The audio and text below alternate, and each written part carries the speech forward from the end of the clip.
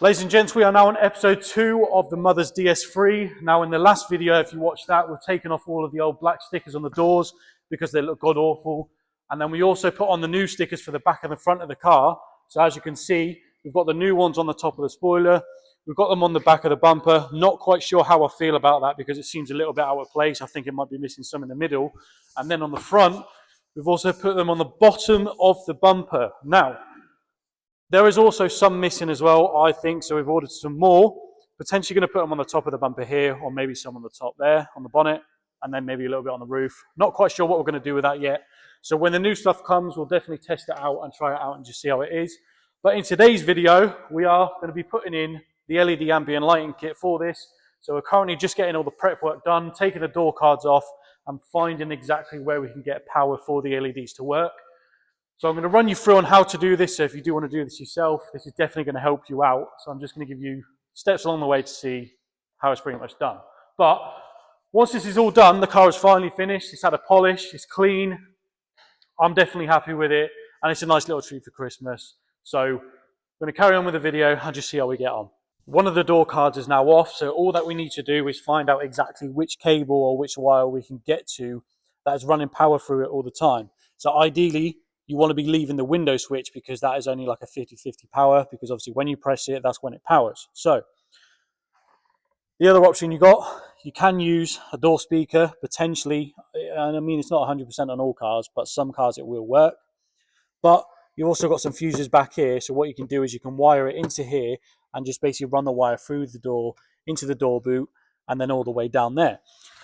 So obviously when you're doing the interior lighting, there's many ways you can do it. It really depends on which car you do it on. On this one, it's going to be a little bit more difficult to what we've previously done.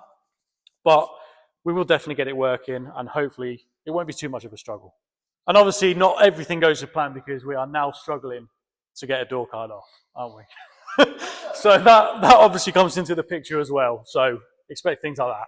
So I've just found power in one of the door cards. Now I did say a minute ago not to do it into the window switch one because 9 times out of 10, it never runs consistent power. But for some strange reason on this car it does. So as you can see, the LED's on. We've plugged it into the back of there. It's powering on fine. It's turning on and off with the ignition. So we are happy. Now we're going to be doing that on the same again on the other side. This one is going to be a little bit more tricky because there is 4 more cords on this, as you can see. But either way, it gets power to it. So we're happy with that.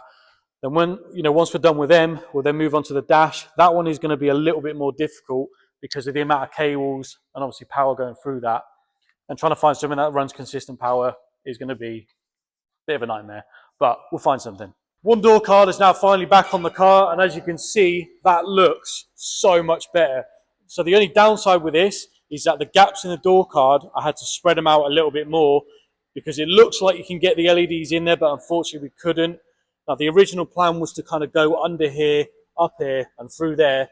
But underneath here, this is pretty much completely attached, so you can't get under it. So that was the only option. This took about 30 to 45 minutes. It shouldn't take anywhere near as long that side because we obviously know now what we need to do.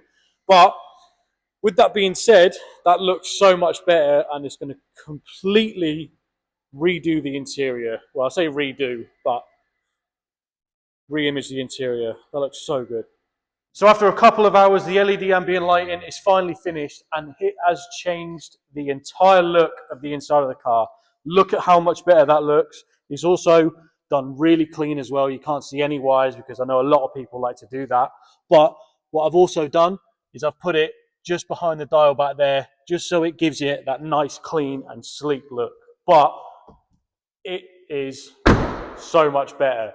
Now, what I am going to do is I will get a reaction video at some point, and I'll post that over the next couple of days because I know she's really going to like this. Just look at how good that looks, man. It has completely changed the inside of the car. And at night time, these ones are really bright.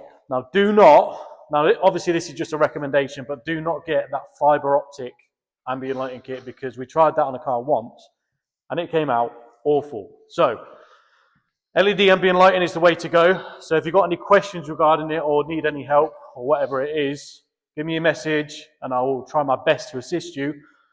But apart from that, That is pretty much all this video conducts today. So I hope you enjoyed the video. Make sure you leave a like and a sub. So until then, drive safe, and I'll see you in the next one.